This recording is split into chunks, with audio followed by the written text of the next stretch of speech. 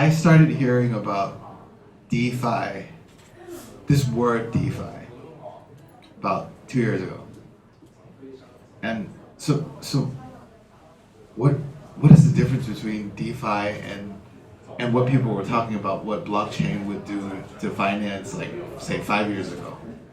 So DeFi is a decentralized finance, and a lot of people now they are talking about, hey, DeFi is going to be the future.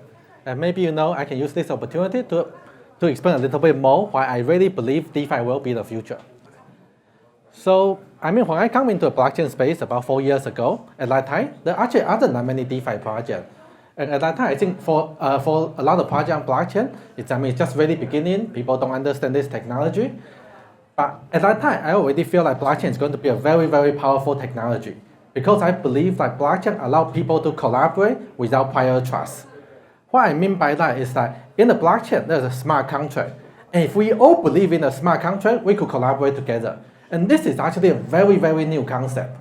So before, if I want to collaborate with Terry here, a lot of times, we could do it because we are friends, we know each other for a long time. But if we don't know each other, if we are just, stranger, I wouldn't dare to collaborate with Terry here.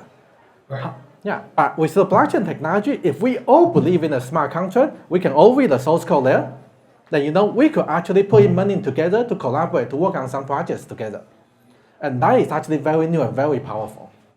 Right, so most people, or the common person not involved in blockchain, probably wouldn't understand what you just said, just a collaboration without prior trust, because I really like that, and we were talking about it earlier, and I think maybe we should delve into that a little bit more, because when I first started learning about blockchain 5 years ago, it was trustless, and I asked you earlier, I said, is collaboration without prior trust the same as trustless?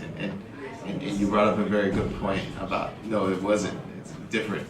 Yeah, I feel like it's actually different. Like in the blockchain, when people put money together in projects like Uniswap, Compound, Aave, etc., we are actually trusting the smart contract there. So we still trust something. It's that we are trusting the piece of code here, or we are trusting the software. But if we move the trust for the person-to-person trust here. And that takes away so much cost and time, if I didn't know you and we wanted to start a business together, right now we would have to probably meet, have coffee 100 times, right? Get lawyers, disagree, agree, but this changes all of that. Yeah, this actually changes a lot. So initially, back in the day, when two companies or two people need to collaborate with each other, a lot of time, people need to know each other first. But let's say if I'm collaborating with a stranger, I might hire lawyers to, wrap up all the little detail before we can collaborate. But there's actually a lot of overhead from doing that. And it's not easy for, everyday people to do that. Right? And nowadays, with smart contract, it's actually possible for everyone to just participate together. Take a look at Uniswap. It has over $5 billion in liquidity, and just anyone could just put in liquidity there. It's like we could build this exchange together, we could pour money together to work on a common goal. And that just wasn't possible before. Absolutely. And so could I ask a very simple question? How are the traditional banks feeling about this? I actually feel like DeFi will be the future, and right now it's just the beginning. If you look at how much money or what's the market cap for traditional bank, financial institutions, and so on, they are still much, much larger than the current amount of asset in the DeFi space. But I think DeFi is going to be the future. DeFi is just a much more efficient way than the traditional finance industry. So I would actually think if I'm the bank right now, I would try to invest in DeFi project and have a bet in this area. Right, so investing in a DeFi project, and that's on the assumption, or the premise is that you believe that a decentralized finance future is going to exist, right? But I think the irony of it is what happens to the bank in 20 years? Or what's going to happen to Bank of America or a Citibank in 20 years or 30 years? I feel like, so this is just my wild guess, but I feel the DeFi space will disrupt banking completely. So for a couple of reasons. So first, it's obvious that money is moving more and more digital. And this trend is happening all over the world right now. Okay? And I think this trend is just going to continue. And once money move become more digital, become crypto, it becomes much easier for people to just put money together to have their own. Okay, let me put it this way. So if you look at banking, what service do they provide? They give people interest, but you could do like in Aave, in Compound right now already. And allow people to transfer, allow people to change between different currency, but all these services are already available in DeFi. But right now, I think it's just too hard for average people to use. But this is going to change. It's going to get easier and easier. Also, right now, if you look at it right now, there's actually a lot of people in the world with mobile phone and with internet access, but don't have bank account. And there's I think over 1 billion people with internet access, but no bank account. But right now, with crypto or with DeFi, it's actually possible for anyone to just download an application, get a wallet, and start start to use all this financial, to take loan, to save money, etc. And I think this is just going to be the future. It's just going to be, the cost is much cheaper than the traditional bank. It's going to be much more efficient, and it's going to disrupt the banking industry. So when you mention about the unbanked, right? Which markets are you seeing that happen? Because I know that's happening in India. Yeah, India is the most. In India, a lot of people have cell phone, right, but they don't have bank account. And part of the reason is just because for the banking, for the traditional bank, it might not be economical to serve the very poor people. Right, and so there's going to be a whole population of people that have skipped the traditional banking world. Go straight to DeFi. Right. It's like I remember about like in the late 90s or actually the early 2000s, I was having a conversation with someone and we were talking about the internet, right? And how like Vietnam skipped cable wires and went directly into the internet or Cambodia too, because of war and that happened during that period. And so some countries actually just literally went straight to the internet, went straight to Wi-Fi. Yeah. There are also countries that skip the landline, just go directly go to cell phone. And right. It happens. So this is like for me, I feel like this is great. This is a great utopian future, but how are governments going to react to this? Because I couldn't see. I think a lot of governments are very afraid of losing control of the monetary currency. Right. And government try to ban Bitcoin right now, Yes. but all this happened before, but Bitcoin just grow bigger and bigger. I feel like this force is unstoppable. At this point, last night I was listening to a podcast, and yes, it's at a point where this critical mass probably can't be stopped. But then the other way around would be how can governments adopt DeFi? There are actually countries that issue in their own currency, and I think that's one direction toward adopting DeFi or adopting the crypto space. I think it's actually more important. I think the decentralized space or the Bitcoin, all these things, it's actually just not stoppable. So it's better for the government try to embrace the technology and try to, maybe they can, try to enter the space and. But you see, so that's where I keep getting stuck, because when a government gets involved in it, then it doesn't really become decentralized, purely, right? That's kind of true. I guess it depends how involved they are. I'm just trying to imagine Citibank embracing DeFi and how D they can actually get.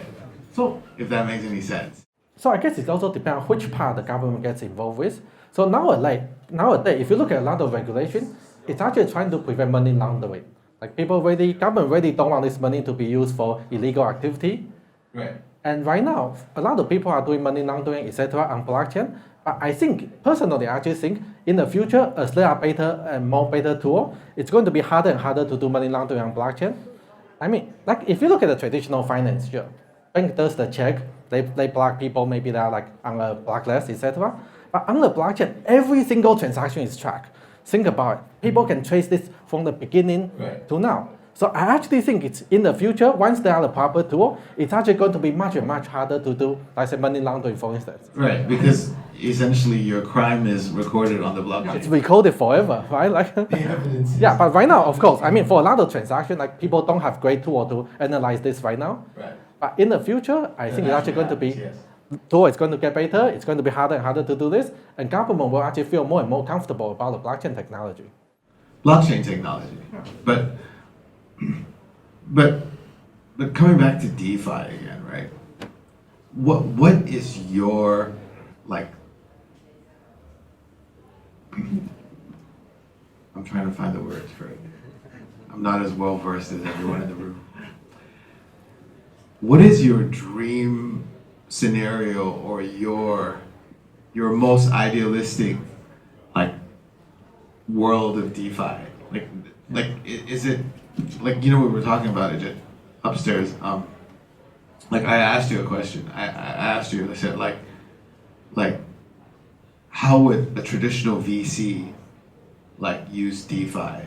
And you were like, you brought up the point like maybe in the future there is no need for VCs to invest because we're essentially investing. I mean, like we're almost all VC now, right? Like if you look at it, everyone now can put in money into Uniswap. Right. Like we are actually investing into this. We could buy different tokens, for instance. Right. And then so it's like everyone could become a VC now, right? Right. Now you don't need to be sort of have a team of lawyers to have early access to different company, different token, Right. etc. And now everyone can be VC. So that's why I was very interested in like because I'm thinking like 20 years ahead, like what's going to happen to a lot of these financial players that we know now. Like you talked a lot about the bank, right? And the idea of like being an investor, or right now, like, you know, as an angel investor, or maybe angel investors will still be around, but I just find it.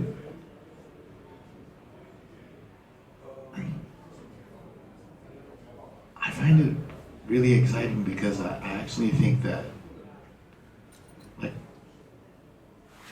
in 10 years you probably will have a bank where, or what is an entity that is essentially a bank with nobody running it. I think that's actually possible too. You have seen that trend already. Like there are, you know, if you look at some token, there are governance token. And the token holder, they get together, They could make decisions together for the organization. Right? And this trend is already happening. Right? Yeah. Like, you know, the Uniswap has this uni token, people could get this token, people could vote on to make decisions. And it's almost like, if you look at Uniswap and look at the uni token, it's almost like a company already. But it doesn't need to be an actual legal company. Like it just exists on the token in a smart contract. That is just mind blowing. Yeah. Yeah, and That's dope. That's incredible. Like, and this is happening. I think a lot of people like, or I mean, people who are not in this space, I'm assuming half of them can't comprehend it, and the other half of them are probably shit scared. Right? Yeah. But I think in the future, there's going to be a DeFi equivalent of all the CeFi, all the centralized finance stuff. There's going to be a DeFi bank. I mean, you already see that already. There's a DeFi exchange. There's going to be a DeFi lending market, credit market, option market, etc. There's just going to be a decentralized equivalent for all this. And I think they will go to become bigger than CeFi because everyone can invest in this. I just heard of CeFi 2 weeks ago, but I accidentally came across it on Google. I was like, it was DeFi versus CeFi. And I was like, what's CeFi? Like, centralized finance, isn't that just what it is now? Yeah, it's basically just banking, you know, central exchanges. Right, so earlier when we were upstairs, like, I made an observation, again, as a layman, where I said, like, all these names that are coming up now, like the fact that there are all these terminologies appearing, it's just proof to me that, okay, like this thing is actually becoming real now. You have to give it a name, right? Yes. Like when we started doing OURSONG, which is a digital music collectibles app, yes, NFT. 4 years ago, I had just heard of the word NFT like around 2017, and of course, I mean, at that time we were just using like ERC20 tokens to make these digital collectible cards. But what I'm saying is, I've been explaining this concept to people that don't understand it for 3 years, and I think DeFi in a similar way, like I think it's becoming, like I actually think in 5 years we're going to see very, very big disruptive change across any financial industry. Do you think 5 years or 3 years? I think it's going to be quicker than that. In the next 3 years, a lot of things are going to happen, right? Yeah. I mean, even in the NFT space, recently there's a very good example of DeFi. So recently, there's a Uniswap V3 video where it was one auction. I mean, the creator make it into an NFT and put it on an auction. And there are actually a group of people, they together put up a DAO. Like they together say, hey, let's put our money together and let's try to bid on this NFT. Right. And it's a great example of a whole bunch of strangers that use the smart contract to achieve a common goal.